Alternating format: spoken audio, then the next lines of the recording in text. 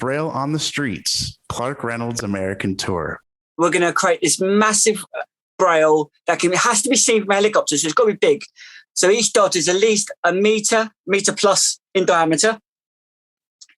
And it's going to spell out, I love the artist rendering you've already created. Can you tell people what's going to be from left to right inside these manhole cover sized braille dots? Tell us about it. It'll be seen from the helicopter. It has to be. So I decided, because I know how patriotic you are in the States, you know, you love your flag. Yes.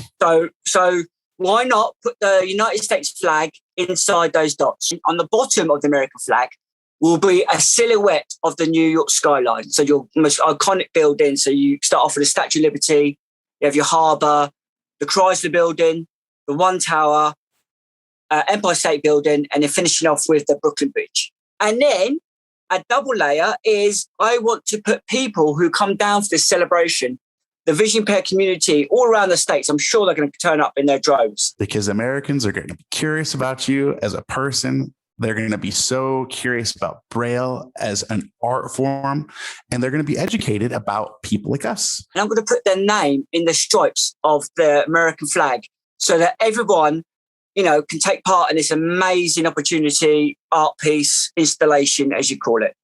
And the next time they meet somebody else who's blind, that person, both people are going to have such a cooler, like more friendly interaction, just because there will be some like common ground there. That's how we get to know about sight loss through my artwork, because it does conversation. So these dots aren't tactile, they're visual.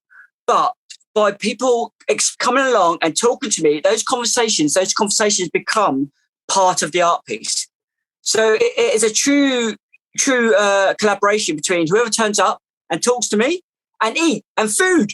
Because obviously I'm from Britain, so I'm looking forward to the pretzels, the bagels, the hot dogs that I used to see on the movies, the New York movies. You know, I'm looking forward to that as well, you know. So it's going to be an experience in Central Park. And I am going to be the Dick Van Dyke. Step in time. Step in time. My artwork, you step into my artwork and you live my world for the day. This is going to be such an exciting experience for people that are visually impaired, of course, but for all the people that are walking by in New York City, walking by. Who are you? What are you up to? Wait, whoa. This says what in Braille? Huh? I want to be global, Ben. You know, I don't want to be stuck in Portsmouth and just be known as the blind Braille artist in Portsmouth. I want to be known as blind Braille artist in Australia, in Canada, in Brazil, you know, in South Africa. Let's do this. I hear you, brother, which is why we're making a feature film. We're going to share it worldwide. This film, you know, because what we're talking about could go global. It could go on Netflix. It could go to Cannes Film Festival. You know, it could be that big, you know, Absolutely. Because it's going to be organic, because we're not quite sure how the conversations are. But, you know, just talking to me, I mean, I can't write anything down because, you know, there's no notes for me. It's just our conversation. And I talk about just generally, you know, from deep from the heart. And that's what makes it so easy. So that's what the conversations will be about. We're going to a whole East Coast tour. We're going to stop in multiple cities. I won't give any away right now, but we'll definitely be stopping in Washington, D.C., by the way, because Clarke Reynolds has got to go to the American Smithsonian Arts Museum. Ladies and gentlemen, I can't wait to take you there, Clarke. It's going to be awesome. Oh, my God. And then I'll tell you, our final destination will be in the Able Artists Gallery. So at the Tallahassee Gallery, the workshop, Able Artists Gallery in Tallahassee, they're going to create their own plaque that they can take home and they can create up to a 10-letter word or a multiple of words that came up to 10 letters. And the beauty of my artwork is, because of the colour, is you're not quite sure what colours you're going to get because the word dictates the colour. That's going to be a lot of fun for people. Yeah. What I love about you, though, Clarke, let's be very clear. You are an artist before blindness, before you even really knew what was going to be your future for blindness. You went to school for art. And it's weird because usually as an artist, you find that either your grandparent is good at it or your parents are good at it, or you've got someone in the family that's an artist. Now, no one in my family can draw or paint, apart from my daughter now, because obviously she's got me. But so I had no idea. No one's taught me how to draw and paint. It's come from the heart. It really has. What does your daughter think about all this? She's all right. She's really good at art. She loves her drawing and painting. And to be honest, we're getting quite deep now. So to be honest, all the things that I'm most worried about, losing my sight completely. Probably growing up, that makes sense. Not seeing her face. When the twilight hits, that's when it goes dark and stuff, and I just can't fully see anything much. But even any light conditions now, it's really hard to pick out her features and stuff. So that's the only thing I'm really worried about, because she's my daughter, I want to give her away at a wedding. Oh, I don't think that'll ever happen because she don't do boys. No boys, no kissing or anything like that. So I'm all right on that. I'd have to vet the boyfriends and everything. So that's great. Of course. But yeah, every blind person is scared of something. So that's my fear. Mm-hmm. Well, I can only imagine that your family is excited for your guys' career and future together in the art and blindness community, like taking the art and the heart from the blindness community out to the world and sharing it.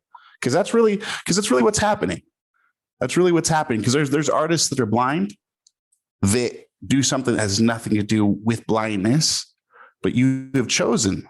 And I kind of feel like it's a mantle of responsibility, because now you're going out there and you're talking about these very key points, not necessarily on behalf of every person that's blind, but just because it's work that needs to be done and you're doing it. So thank you.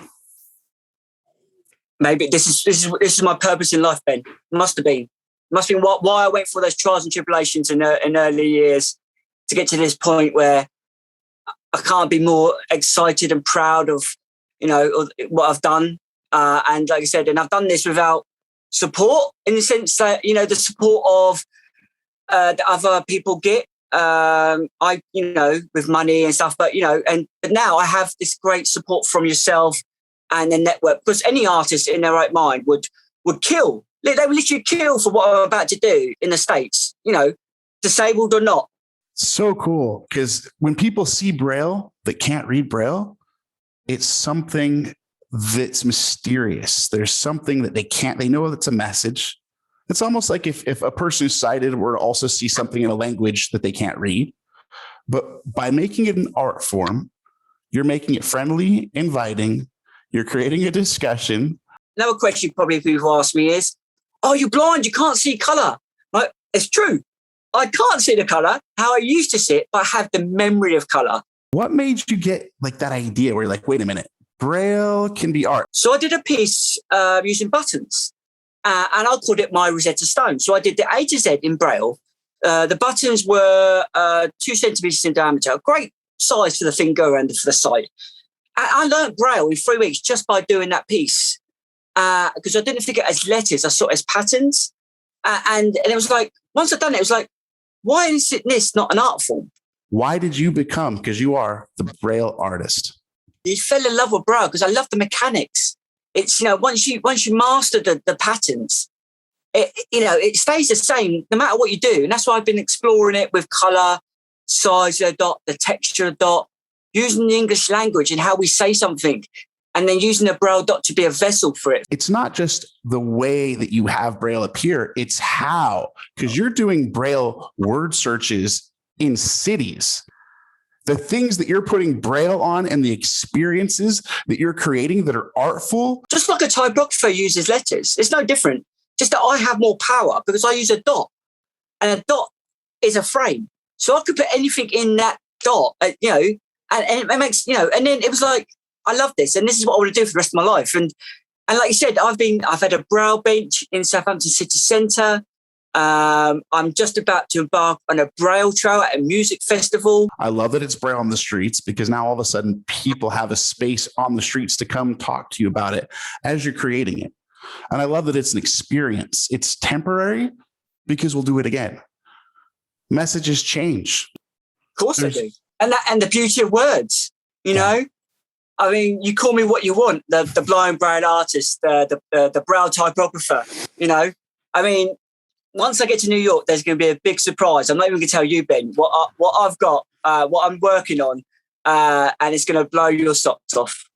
I'm excited. I don't know how you could blow my socks off any more than you already did with the artist rendering for the No Limits in New York. I just remember I started giggling. I was like, I can't even recreate the giggle. It was like sheer surprise and socks blowing off. Like, whoa, that's brilliant. So, and everybody that I've shared it with has agreed. Did you like the little how I took the sketch that you put together and I put computer graphics around it? Did you see how I did that? It's great. Do you know what the best thing about what I'm doing at the moment is, when I'm working with all these organisations, the Braille Trail, and these people like that, is I'm working with them as, you know, and they forget that I'm blind. And isn't that, but that's great. That's what I want, you know, to be the inclusion bit, you know. Anything else that you'd like to talk about today on this discussion that we've had today about the Braille on the Streets tour? Well, all I can say is thank you to yourself, B Fox, to all the contributors that I know of. Scott Tennant is one. I'm looking forward to meeting everyone, and I hope you can understand what I'm saying, because obviously I'm from England, but we've got a South Coast accent, not a London accent.